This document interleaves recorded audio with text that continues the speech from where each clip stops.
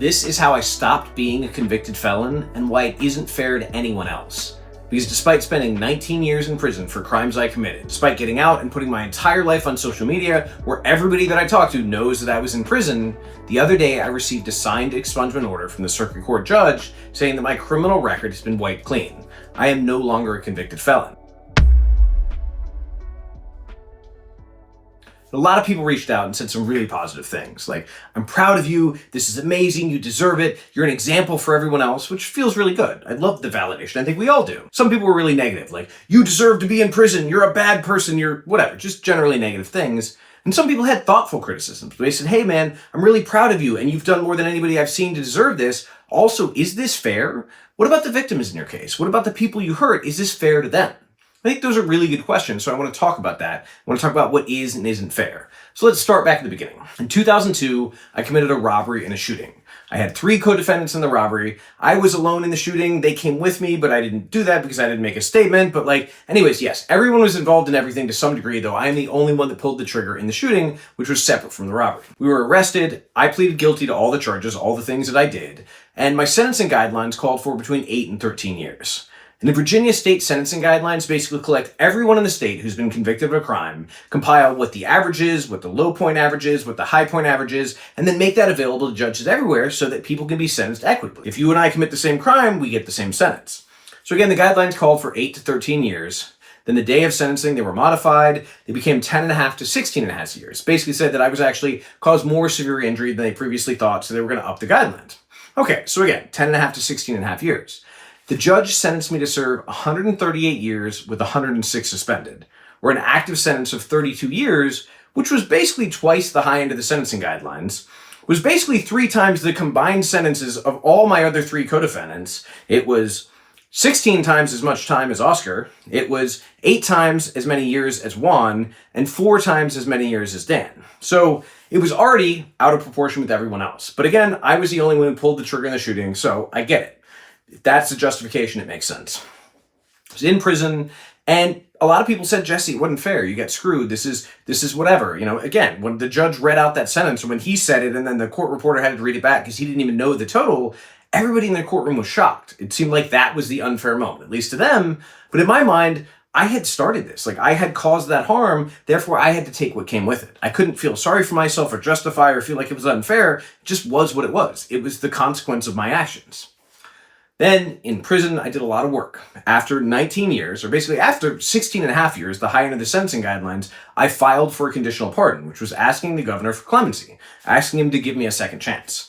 2.5 years later, after 19 years, the governor granted me a conditional pardon, and I walked out of prison with an hour and a half's notice. Now, some people said that wasn't fair. And I remember at the time, I felt like it wasn't fair because I looked at so many other people in prison with me who had done just as much good and who were just as deserving, but who didn't get that call, who were not granted a conditional pardon, either because their pardon petition had been turned down, because they didn't turn one in, because they didn't have anyone write letters, they didn't have any support. For whatever reason, I got that call, and a lot of people who were equally deserving didn't.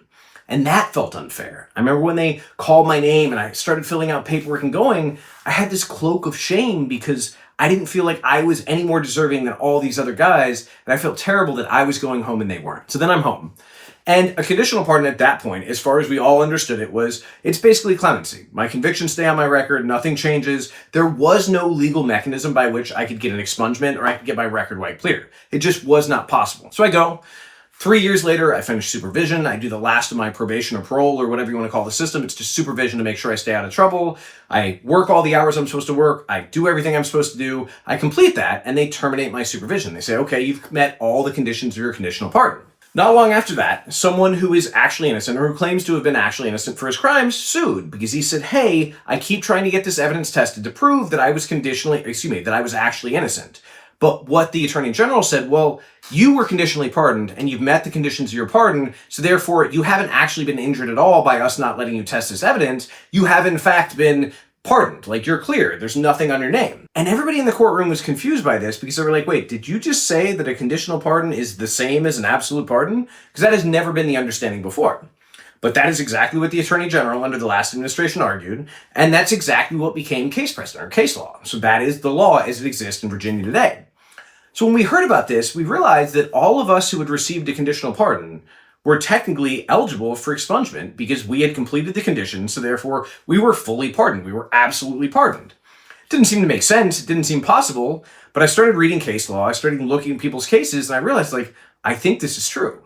And this, mind you, in a state where we have now some expungement, some possibilities, but for people with serious charges, no matter how much good they do, no matter how much they've done since, if they've been convicted of serious charges, they're not able to get that expunged from their record. So someone who did the exact same thing that I did, who did not receive a conditional pardon, but who served all their time, who's gone above and beyond, is not eligible for basically clearing their record. And that isn't fair. Because what happened is, I filed, or I paid a lawyer to file. It was, as soon as I found out it was possible, I literally had to put it on a credit card. But how do you put a price on freedom? How do you put a price on no longer having a sword over your neck or anything over your head, of actually being a fully free person? I was willing to pay whatever I had to. I was willing to go into debt.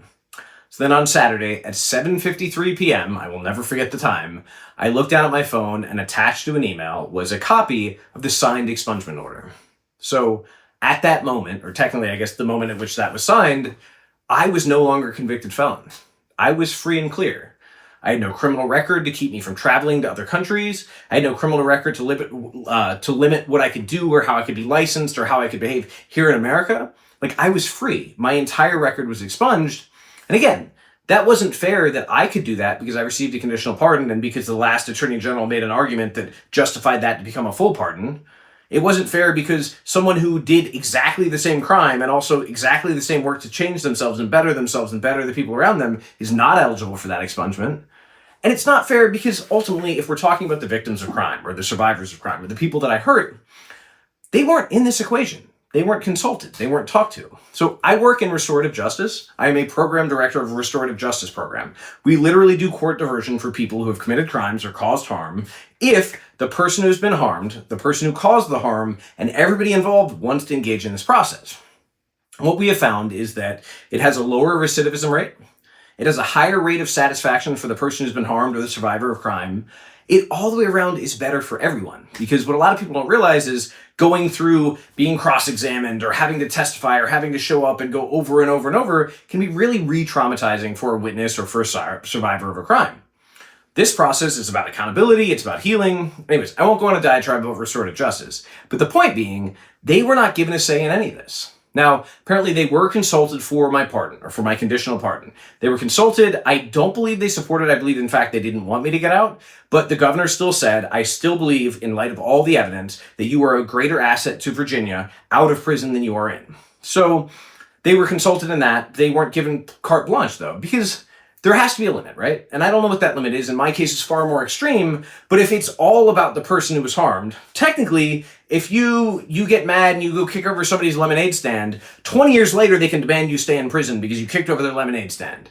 And the whole idea of equity or taking it away from the hands of the person and the whole whatever justice, it's about saying we're going to standardize this. That's why we have state sentencing guidelines, even though they aren't always followed, like in my case. But at the same time, I know I would if I had been the victim of a crime, and I have been the victim of a crime. I don't know anybody in prison who has not also been a victim of a crime. We don't get to prison or we don't cause harm just by deciding one day to do it. Generally, we're pretty hurt and traumatized ourselves. If I was the victim or survivor of a crime, I would want to have say in it. And what I would want is for this person to not do it again and not hurt anyone else. I would want to make sure they got the help they needed so they could do different things or do better things or basically add to the world rather than taking away from it. I would want them to be accountable. I would want to own what they did. I would want them to live a different life. I personally would not take any pleasure in someone suffering or going to prison for a long time or experiencing horrible conditions. That wouldn't make me feel better. Now, there may be some people for whom that would make them feel better. They want to see somebody suffer. That just is what's going to make them feel whole. I don't like the way I even would feel to think about that or to think that way, because the idea of getting joy or pleasure or safety out of someone else suffering would not make me feel good about myself. But again, that's how some people feel, and some people's response to a system that says that's how we get justice, is we punish people. Again, I don't think it really works. The data says it doesn't really work. It doesn't actually lead to future safety. It doesn't actually lead to healing in the person who's been harmed. But the point being, I think they should have been considered, and I would be open to that. Now, technically, because my record is expunged, I no longer have a barrier on contact with them, but out of respect for them, I would never reach out to them and be like, hey, we need to talk about this. Because the whole reason I wouldn't do it before wasn't just because I would have gotten in trouble, but it was because I know I caused someone harm. My number one goal in relation to those people is to not cause any more harm. It's really simple. Like, I can't change what I did. I can't heal what I did. I can't make up for what I did. I can make sure I don't make it worse or I don't add to it. And then what I can do as amends is I can live my life in a different way to where I'm helping people rather than hurting them, where I'm contributing to the world around me rather than taking from it. I can change who I am and how I live. It's not about them. Like, I can't do anything for them. There's no way I can make it up to them. So me trying is probably more likely to just re-traumatize them than anything. But the point being, I'm now in this position. I now have all these freedoms and all these options and all these things in my life, and I'm not any more deserving of them than other people. The people have done exactly the same thing as me. I just happen to be in a perfect storm situation. Getting the sentence of 32 years in prison rather than the 8 to 13 it was originally going to be was a perfect storm of bad luck. Getting the conditional pardon and being released from prison after 19 of the 32 years, that was a perfect storm of good luck. Now, finding out that because of the past Attorney General's actions, I was actually granted an absolute pardon and was eligible for expungement, and now I have no criminal record, again, a perfect storm of good luck. And I'm not in control of that. The difference is when I received the pardon and I went home, I felt cloaked in shame because I didn't feel deserving, because I knew other people were just as deserving and they didn't get that chance.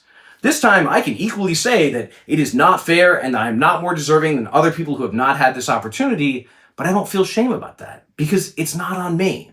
It's not on me to make it fair or make it right or make it equitable. I can believe in that and I can advocate for that, and I will and I have, but I'm not responsible for that. And the only reason for me to feel shame is when I have done something and I want to change my behavior, or I see the impact of that and I hate the fact that I caused harm or that I caused that particular impact. When it's not my fault, feeling shame or taking ownership of it, that's actually like egocentricity. That's me acting like I am much bigger and much more important than I am, and that's just not the reality. The reality is I am a guy who has been incredibly lucky. I've been given chances that other people have never been given. I've been given opportunities and had experiences that I never could have imagined, that for better or worse, I've been a statistical outlier my entire life, that I'm grateful to be here and have everything that's in front of me. And I know that I'm going to keep showing up, and sometimes things are going to work out in the way that I would like or that I consider positive. Sometimes they're going to work out in the way I don't like or that I consider negative, but I'm going to keep showing up anyways because it's not about the outcome. I have never been in charge of the outcome.